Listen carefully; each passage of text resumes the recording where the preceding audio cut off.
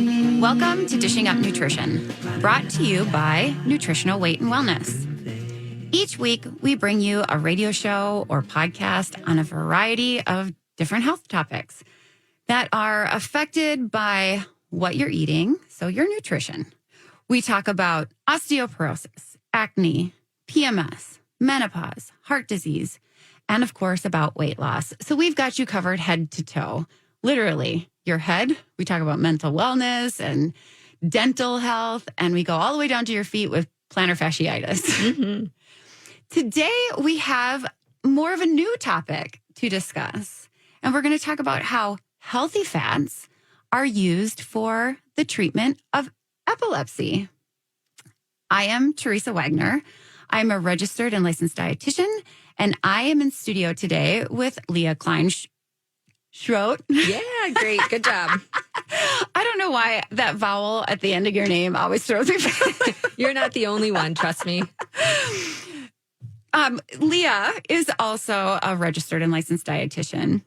And as we get started today, since this is a new topic, let's just go over what epilepsy is. It's a neurological disorder. So a neurological disorder, it just means it affects our brain, our nervous system, right? Mm-hmm. So it's our brain, our spinal cord, and our nerves that go throughout our entire body. Epilepsy is characterized by recurrent seizures, and these seizures can vary from very brief and basically unnoticeable to very long and vigorous shaking episodes. And this is due to abnormal electrical activity in the brain.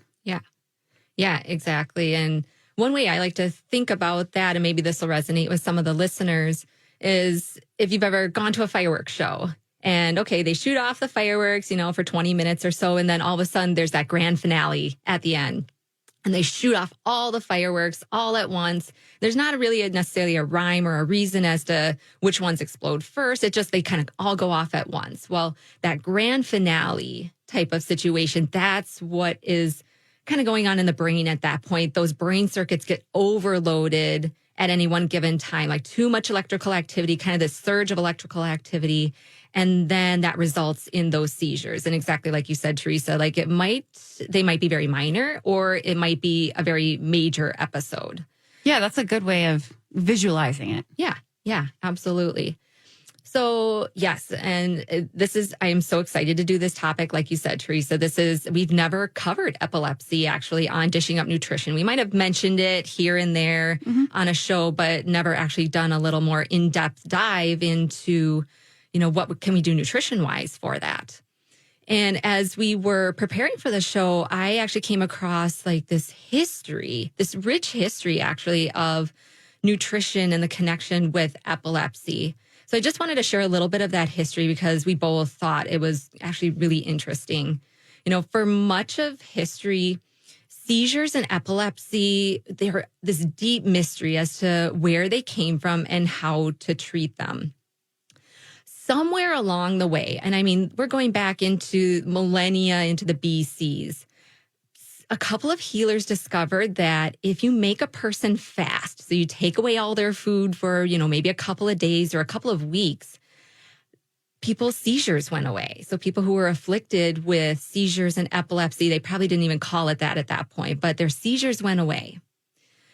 The problem with fasting is you cannot fast indefinitely. Eventually you have to go back to eating. Everyone has to resume eating at some point. And unfortunately, when people went back to eating, the seizures came back. So bring us into the early 1900s then. Fasting for seizures, that was starting to come back on the radar again. And again, there's always that conundrum of we can't fast people forever. So scientists and doctors, they started asking these questions. Okay, how do we mimic the fasting state in the human body, but not starve the person and still give them some of that nourishment? So eventually, I'll kind of just skip over some of the details there, but eventually they discovered that if they had people who have epilepsy, if they eat a very high fat diet, very low carbohydrate diet, it did just that. It kind of provided this alternative fuel source for the brain and the body. So the body was running more on fat, kept the carbohydrates very low, and it provided the same benefits as fasting. It gave these people great relief from their seizures. And then a couple of years later, it wasn't until there's a doctor at the Mayo Clinic here in Rochester, Minnesota, who actually just came up with the name. He proposed that it was these ketones, this byproduct of fat breakdown, that was actually the therapeutic benefit of this kind of diet. So hence the name ketogenic diet, which we'll talk a little bit more about here. So this became popular in the 1920s, 1930s. It was actually being used widely by doctors and dietitians. In the 40s, it kind of fell out of favor, though it put on the back burner when some of the newer medications were coming out.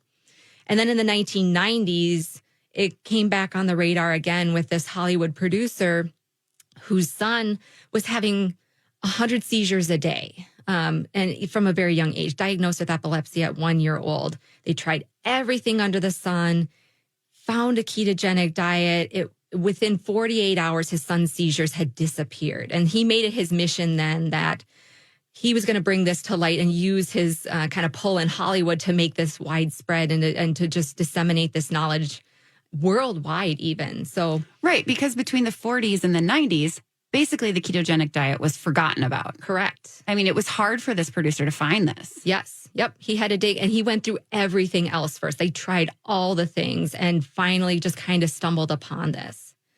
So now, even though it's likely still a little underutilized, the ketogenic diet is used. It's an accepted dietary therapy for epilepsy, and it can just really help so many patients, especially if the medications either are only helping a little or maybe not even helping at all. So this can still be a wonderful tool for those who are afflicted. Yeah. Well, I think that is just so interesting. So to take it further then, what we want to do today is to explore more in depth how healthy fats can help the brain function better. In many of our nutrition classes, we show people that the brain is made up of about 60% fat. That's what it's made up of. And it has a really high water content as well. So it makes sense that if we want the brain to work well, we need to keep it hydrated and feed it healthy fats. It's building blocks. When it comes to water, what we recommend is filtered water. Sodas sweetened with high fructose corn syrup do not hydrate well and seem to short circuit the brain. So when I'm working with a person with epilepsy, I suggest eliminating all those high sugar beverages, sodas, coffee drinks, juice drinks, sports drinks, so that we can achieve better seizure control. And I want them to upgrade to 8 to 10 glasses of filtered water. I don't usually, or I try to keep them away from the tap water because there's chemicals in tap water, right? And for my fellow houseplant people, we know that if we water our houseplants with water from the tap, we're going to kill our houseplants. So that should be an indication of what's going on in the water, that maybe it's not so bad for humans, but it has enough chemicals to kill some of our plants. Yep, absolutely. What I will say, though, is tap water, though, is much better than juice drinks or soda. So I like to just help my clients make these small changes that can really have some of those big results. Even if it means just reducing it by 1 seizure a week or a day or a month, just bringing that down, that can be really helpful. Yep. Yeah, even just those small little changes. And if our listeners are interested in just learning more about that tap water perspective and stuff, I know we've done several shows in the past about, importance of filtered water, just kind of what's in our water system that we might not be aware of. Yes, we have. I think you could just go to our website and just put in radio show and water. Yeah, dishing up nutrition, water, or something like that, or something along those lines. Yeah, and it's so important. Yeah, drinking clean water is very important. Well, you are listening to Dishing Up Nutrition, brought to you by Nutritional Weight and Wellness. I am Teresa Wagner, a registered and licensed dietitian, and I am in studio today with Leah, who is also a dietitian. And today we are discussing the role fats play in the management of epilepsy. Welcome back to Dishing Up Nutrition. Do you still have Halloween candy sitting around? It may surprise you, those little fun-sized candy bars are just packed with ingredients. My son, who's 4, we went out trick-or-treating this year. At least here in Minnesota, it was one of those really nice Halloweens, right? It was a rare one. Yeah, a rare one. So you savor that. Went out trick-or-treating. He had a great time, brought back the candy. So being the dietitian I am, had to just take a look at some of the ingredients labels. And so I thought I'd just pick out one candy bar. I'm not even going to say the name, but just read you the ingredients list. The first ingredient is sugar. Surprise, surprise. Then it's chocolate, then milk, then corn syrup, dextrose. So I just highlight there like those two things, just other forms of sugar, the corn syrup and the dextrose. Then hydrogenated palm oil, artificial flavors, red number 40, yellow number 6, blue number 1, and blue number 2. All of these ingredients in one little candy bar. Yeah, and just to note that 3 fun-size candy bars is about the size of a full-size candy bar. Mm-hmm. And so for many of us, if we'd have one full-size candy bar, we'd be like, okay, I'm done. Yeah, like that's good enough. But the fun size are tricky, aren't they? Because how often do we say to ourselves, oh, that's just small, so I can have a whole bunch. Yep. And have more than 3. I mean, I'm sure I've been guilty of that. Not this year, though, because I have not had a single piece of candy because I don't, I did the no sugar over Halloween, or not no sugar, but no candy over Halloween challenge. And so far, so good. Been successful. Yeah, good for you. Exactly. Or if you start with that intention of like, I'm just going to have 1 or 2, but then you get the taste for it. I know that's typically my problem is like once you kind of get that taste for it, it's hard to put those boundaries up after that. So, so just take inventory of that for yourselves, listeners. Bring us back into our topic today of epilepsy and healthy fats. Let's just talk again, as I mentioned before, I gave us some of the brief history of epilepsy and fasting and ketogenic diet. So as I mentioned, just our more modern researchers have really looked into the past and looked into the research and the clinical trials and what was happening with these patients back in the early 1900s even to determine what diet was working best to help these patients control their seizures and control their epilepsy. And the diet that they came to the conclusion that was working the best and produced the best outcomes was that diet that was high in fat, low in carbohydrates, and just a medium, kind of moderate amount of protein. Yeah, a low-carb, high-fat diet has been proven to be the most effective for many types of epilepsies. This type of diet has resulted in the reduction and the frequency of seizures. One research study found that after clients followed that high-fat, low-carb diet for 5 months, 50% of the patients had 90% reduction in their seizure activity. That's amazing. And many other studies have reported that 1/2 of their patients had 70 to 90% reduction in seizures when their patients followed a high-fat, low-carb diet for several months. So, I mean, that's really good evidence that this diet works. Mm-hmm. Yeah. And I mean, for people who have epilepsy, what would you give to have just like that amount of reduction in your seizures, like that amount of your life back? And just, again, by changing some of the things that you're eating. And it's not always the easiest thing to do, but is it worth it? That's the question. So that high-fat, low-carb diet is, it's called a ketogenic diet. We said that term a couple of times before. And we're going to dive a little bit into the biochemistry of what's going on when we eat this way. So when you eat that very high-fat diet and really restrict those carbohydrates down very minimally, the brain and the body, their energy now is coming primarily from fat and specifically ketones, which are just, again, it's a kind of like a type of fat that the body gets when breaking down other types of fats. And so then the brain and the body, they're not running on sugar or they're not running on that glucose. And we talk a lot about blood sugar, in our other shows. So originally this ketogenic diet, it was developed or it was recognized as a therapeutic diet to help manage a medical condition. So that's epilepsy, But nowadays, I think a lot of people hear ketogenic diet or keto and they think more weight loss or more like kind of helping that metabolism a little bit more. Now, a ketogenic diet, when you break it down, we're looking at 70 to 80% of the diet is fat. So it's very high fat, about 20% protein, and then the last maybe 5 to 10% of that diet is from carbohydrates.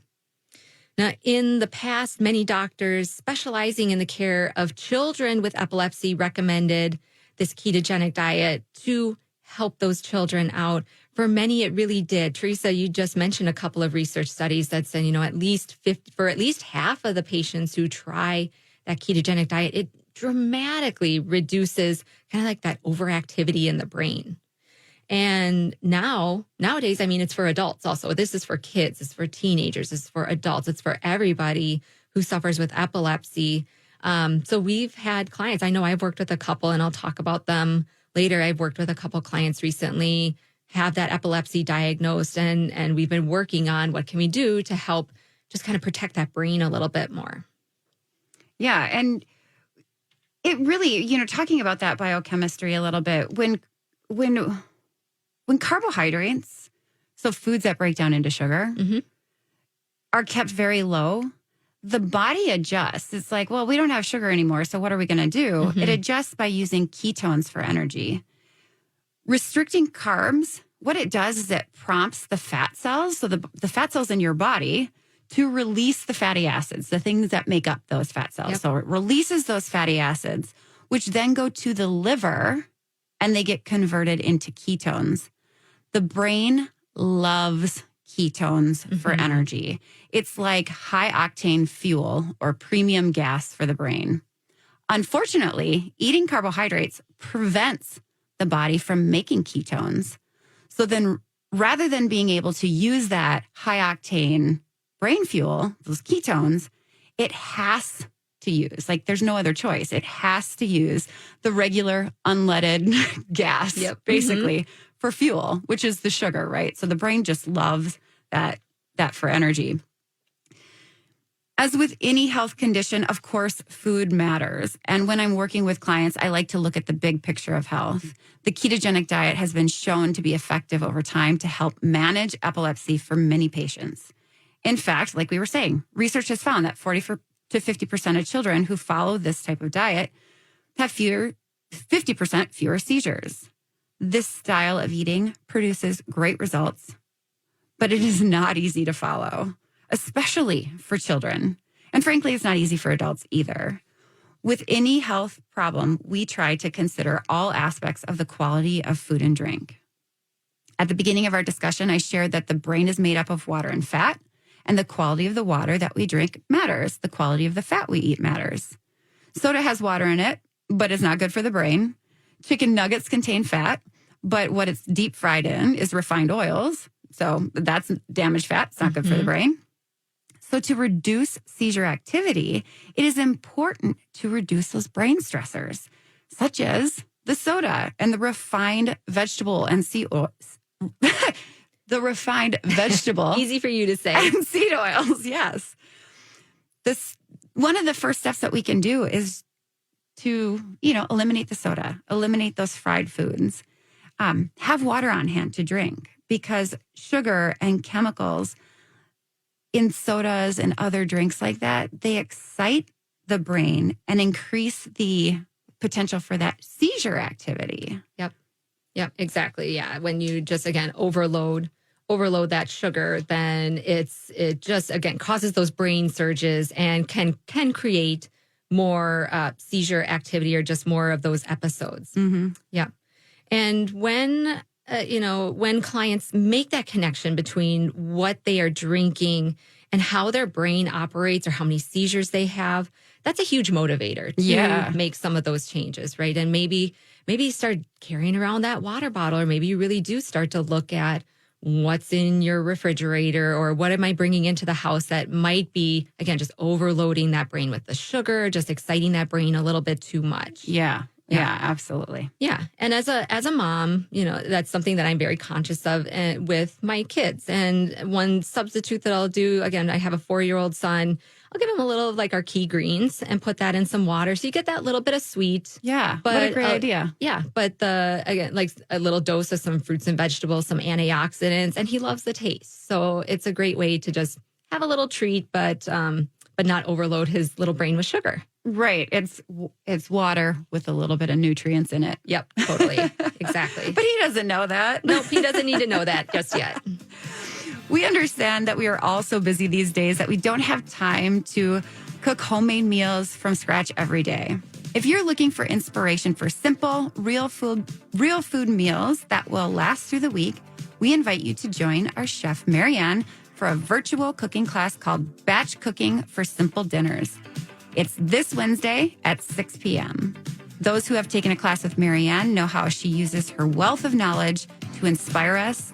Welcome back to Dishing Up Nutrition. Perhaps you don't have any fun-sized candy bars left, but what about the candy corn? What is in candy corn exactly? Has anybody ever looked at those ingredients? I don't know, but I feel like it tastes like wax. So my guess would be wax, but I bet you're going to tell us what the... Yeah. Let me tell you the ingredients. So if you look at that, kind of turn the package over, look at those ingredients. The first ingredient is sugar. Hey, of surprise. Course it is. Yeah, of course it is. We're talking about a candy. Then it's corn syrup. Then it's dextrose. Then it's honey. Okay, so let's just stop there. That's 4 different types of sugar right away at the beginning of the food label and the ingredients list. Then we get to gelatin from animal hide. So maybe then what you're talking about, like here's our maybe waxy type of component to it. And then the red number 3, yellow number 6, and yellow number 5, plus artificial flavors. So again, like we've got 4 different kinds of sugar, and those are the first 4 ingredients listed in that candy corn. Then we've got artificial colors, artificial flavors. So if you've ever, maybe overdone it a little bit, and you don't even have to overdo it necessarily on the candy corn, but have you ever had some of that and just, either that night or the next day, just like, I don't know, that might not have sat so well with me. It kind of makes sense. Why some people just really do not feel good after snacking on those after that, that leftover Halloween candy the next day. Yeah. There could be lots of reasons for that, I think. Yeah, and we're just highlighting one. Absolutely. That's right. Well, before break, we were talking about how important it is to hydrate the brain and to drink water. Yes. Now let's turn the discussion to fats. The structure of the brain is made up of lots of different types of fats, lots of different fatty components like phospholipids and cholesterol and choline. Mm-hmm. And then there's the essential fatty acids like the omega-3 fatty acids, yes. EPA and DHA. And we really want to talk about DHA because it's so important for the brain. DHA fatty acids are found in breast milk. And then because it's so important, it's also put in the really high quality formula. Baby formulas. Mm-hmm. Yeah, is correct. It's being added, of course, because the manufacturers started to understand the importance for the development of children's brains. Yes. So once we're beyond breast milk and formula, yep. we can get that DHA from the egg yolks of chickens who were pasture raised. Mm-hmm. And pasture raised just means that these chickens were out roaming around. They were able to, in addition to eating the feed that the farmer gave them, that they're out able to peck around and eat bugs. And that's how they're getting that DHA is through that protein source. Totally. Sometimes they advertise vegetarian fed. Mm-hmm. Well, guess what? Chickens aren't vegetarians. Yep. They're omnivores, just like we are. Yep. So those egg yolks, when you get those pasture-raised egg yolks, that's why they're that deep orange color. It's because they've got lots of nutrients in it because they had a good diet. Speaking of chickens, the fat in chicken nuggets that are fried in refined damaged fats, well, these fats can interfere with how the brain functions. And as a mother of 3 kids, I understand the desire for chicken nuggets. But I am concerned about the types of fats that my kids are eating. And so you really have to read those labels if you're going to look for chicken nuggets. Most of them, even though you're not deep frying them, they were pre-deep fried, right? And then you might bake them off. In today's food culture, it is not easy to avoid those refined fats. But as we look down the road, for the health, for the well-being of our children as they grow into adults, I believe it's worth the effort. Mm-hmm. Yeah. And again, sometimes it's just those small changes, look at your salad dressings. And the next time, if it has some of those refined oils, and we'll talk about those, but something like the soybean oil and the canola oil, when you run out, upgrade the next time. Just make sure. And once you make that change, make it stick. Like now you know what to get from now on. Now you've upgraded that salad dressing. What's next on the list? And you can just kind of change little by little just to make it a little more digestible. Yeah, it's not so overwhelming. Yep. Absolutely. So let's do a quick reminder of the fats that we want to have in our diet that are good for that brain function. And we will circle back into the fats that interfere with good brain function, but the fats and the oils that are the best things to keep in your kitchen or to look for if you are getting something that has an ingredients label, olive oil, butter, avocado oil, and coconut oil. These are all natural, cold pressed, minimally refined. They're not those damaged oils. Yeah. And let's talk about coconut oil just a minute. Mm-hmm. Coconut oil is especially good for the ketogenic diet because it contains medium chain triglycerides, or MCT. So some people might know MCT oil. Yep. Now, the reason why this is special is that most foods that have fat in them have either long chains or short chains. It's just the size of the fatty acid chain that it is. So long or short chain. But coconut oil has medium chains. And this makes that coconut oil special because the body digests it differently. And it can produce those ketones we were talking about before, much more easy than the other types of fats, even though the other fats will do it. Yep. But that MCT, the medium chain triglycerides, can do that much more easily. And this then provides the brain with that high octane fuel that we're looking for, so long as we keep the carbohydrates very low. Yeah. Yeah, exactly. I think that was a great point, Teresa, to highlight the coconut oil specifically. And like you said, and you can buy MCT oil out there too, kind of that same type of benefit, but coconut oil is more like just even that real whole food type of fat. And we have done shows about coconut oil and ketones and stuff like that on some of our other shows.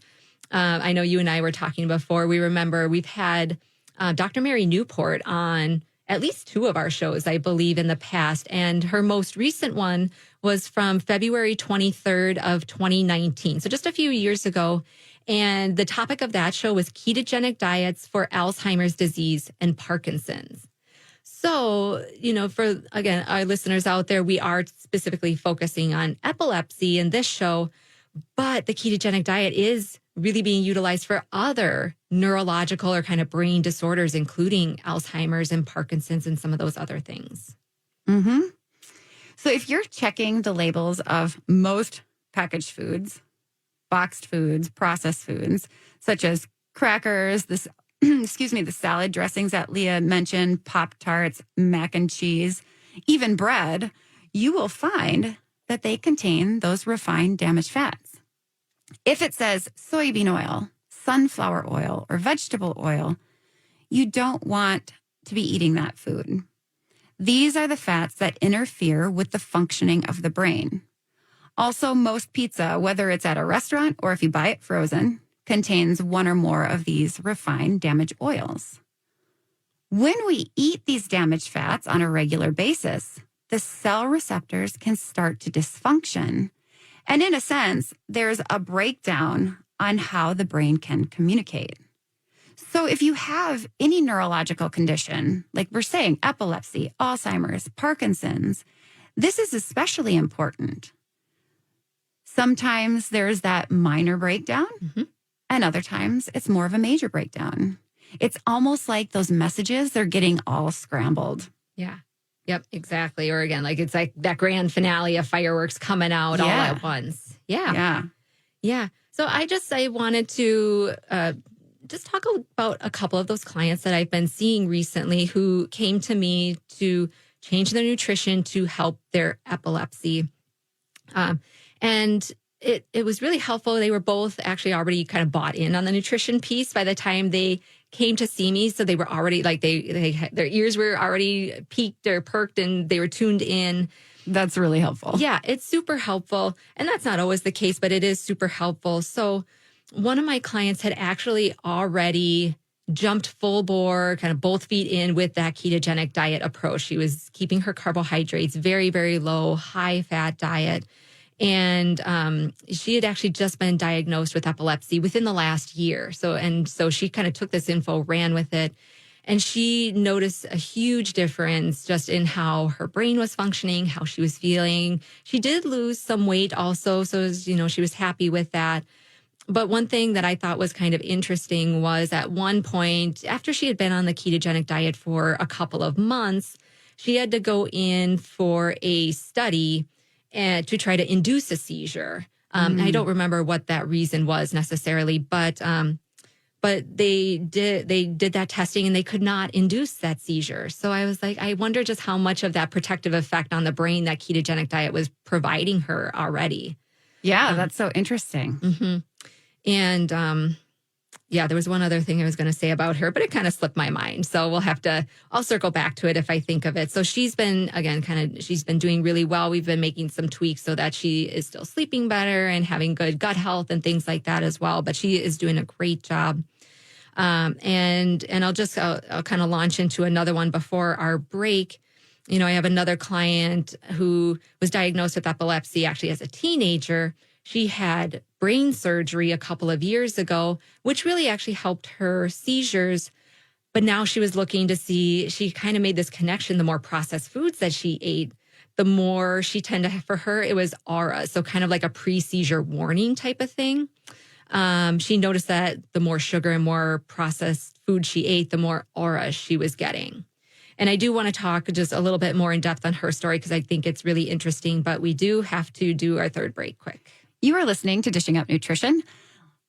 Leah at the other breaks has mentioned that the ingredients of Halloween candy, yellow number 5, is found in many of the Halloween candies. What is wrong with yellow number 5?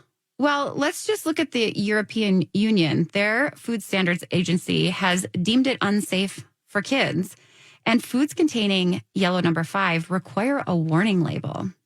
Studies have shown that yellow number 5 is associated with hyperactivity in children, hives, asthma, irritability, restlessness, depression, and having trouble sleeping. Many side effects with just that little treat. We believe that when you know better, you can do better. Mm-hmm. We'll be right back. Welcome back to Dishing Up Nutrition. As you listen to this show or podcast, I'm sure you realize food does matter when dealing with epilepsy. We also know changing your diet takes time, and it does take a lot of effort, especially initially in the beginning as you're trying to rework those habits. But we see such positive results.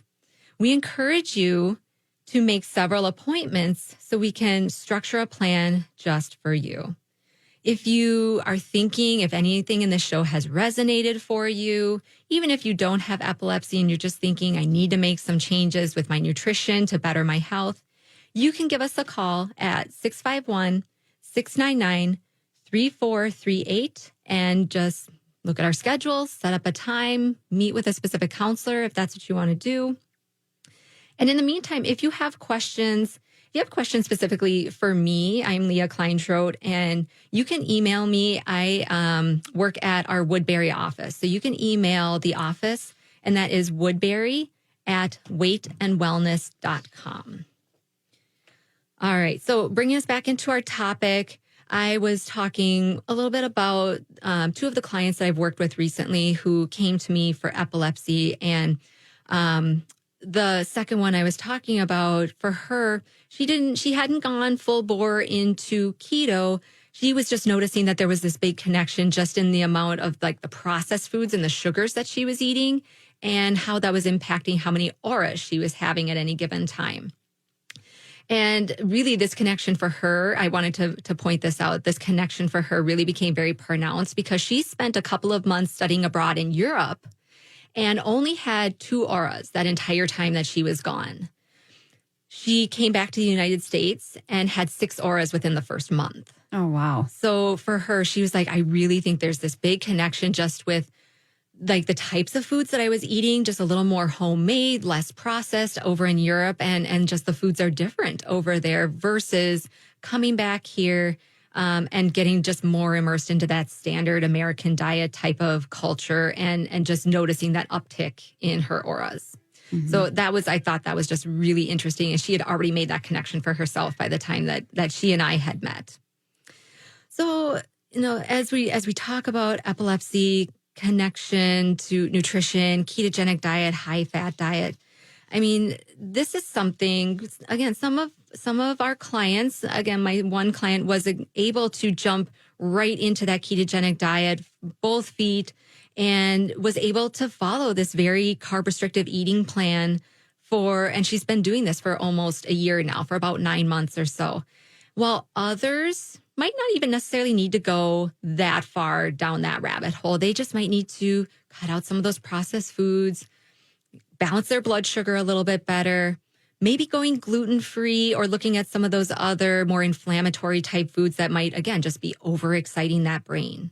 But baseline, we always want to try to make sure we're eating those real foods, removing the refined fats and oils, getting as much of that sugar out as we possibly can, and replacing those things with our foods that have lots of nutrients in it, like good quality meats, vegetables, good quality fats. I mean, we understand that changing the diet and changing the way that we eat and some of the habits that we have around food, it can be hard, but man, it can absolutely be worth it.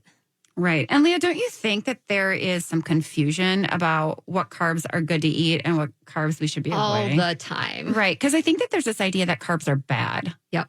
But they're not because, well, broccoli's not bad and apples aren't bad. Well, actually, food is not bad, right? It's just neutral. Yep. But as far as healthy or not. Or serving your goals or not. Correct. Yes. Yep. Many people just don't realize that vegetables are carbohydrates and that they help to heal the body. Most vegetables are pretty low in carbohydrates as well because they have a low sugar content and that they're high in fiber. Processed foods such as flour tortillas, pastries, waffles, cereal, granola bars, even protein bars, most have the same nutrient profile as a candy bar, let's be honest. They contain mainly sugar, flour, and refined oils. Switching from these processed carbs, well, it takes time.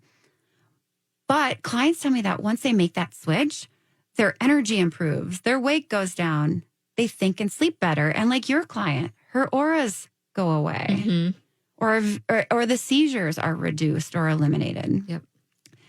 Often small changes in their diet leads to big results. Yeah. So let's just take these last couple of minutes, Teresa. What does a day of eating on a ketogenic diet look like? Let's paint that picture for people. Right. Because I think a lot of people just think of bacon and cheese. Bacon and cheese, cheeseburgers, that kind of thing. Yeah, no bun, right? Yeah. Yes. Well, okay. So if we're going to start our day with breakfast, as we do, a person having a ketogenic diet might eat 2 or 3 eggs. Maybe they will saute some spinach, maybe even like 3 cups, because 3 cups of spinach is less than 2 grams of carb. Yeah. And it wilts down into nothing in the pan, right? So it sounds like a lot, but yeah, really it turns out into not much. Yep. And, we could saute that spinach in coconut oil so we can get those ketones there. Perfect. And then maybe they'll even have some bacon with it, the no sugar added bacon, because we know that some bacons do have sugar in them. And that can be breakfast. So 3 eggs, bacon, spinach. Yeah. Yum. And then lunch. Like lunch could be 4 to 6 ounces of chicken. And let's just think even about making a chicken salad, like a mayonnaise-based chicken salad. So if we do 4 to 6 ounces of chicken and making it like a darker meat type of chicken, because that'll naturally just have more fat to it. And you can still throw those veggies in, like chop up some celery, peppers, put some pecans in there, like maybe your nut or seed of choice. Use the avocado oil based mayonnaise or like Hain mayo that uses those good oils. Put it over a bed of greens. Right. Yeah. Simple. Mm-hmm. And then snack, if you need a snack, could be like celery with cream cheese or maybe just a handful of macadamia nuts and some cucumber slices. Right. Dinner, well, that could be a ribeye steak. Once again, we're going with that higher fat meat, right? Mm-hmm. Ribeye steak with sauteed mushrooms. Maybe you saute those mushrooms in butter. And maybe then you grill some asparagus, or maybe you make that, saute those too. You could put a hollandaise sauce in it. Make it fun. Put a hollandaise sauce, because a hollandaise sauce, that's just egg yolk and butter. Maybe a little lemon juice to make that sauce. But high fat, low carb, but we still have those vegetables there. Yep. Because what do we know about the ketogenic diet as far as digestion? Yeah. I mean, with a ketogenic diet, when you are taking out a good load of those carbohydrates, it can be a little constipating. So going back to the water conversation that we've had throughout this show, that becomes really important. But that's why those vegetables are also really important, because you still are getting that fiber. You're still getting some of those phytochemicals in there. So it helps that constipation side. Yeah, absolutely. And one thing I thought that was interesting too that you said is if you need the snack, because a lot of times with a ketogenic diet, it's so satiating because it's so high in fat. You don't really need to eat that often, or that's what a lot of people report, that they're like, I just don't even necessarily feel like I need to eat a snack because I'm still really satisfied. It's not like you're stuffed. You're just satisfied. Yeah. And I think that makes a big difference with those fats and those ketones in that satiation. Yeah, it absolutely does. So hopefully that, just that day in the life was helpful for people to kind of wrap their heads around. And every brain and body is different and unique and complex. So if you're looking for help in that journey, give us a call. Nutritional Weight and Wellness, 651-699-3438.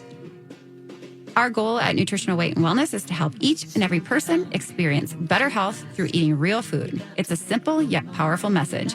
Eating real food is life-changing. Thank you for joining us today. Thanks for listening to Dishing Up Nutrition. If you enjoy this podcast, please share your favorite episodes with a friend or leave a review on iTunes, Stitcher, or iHeartRadio. The content and opinions expressed are those of the hosts or presenters. They are not intended to diagnose, treat, cure, or prevent disease. Product statements have not been evaluated by the FDA.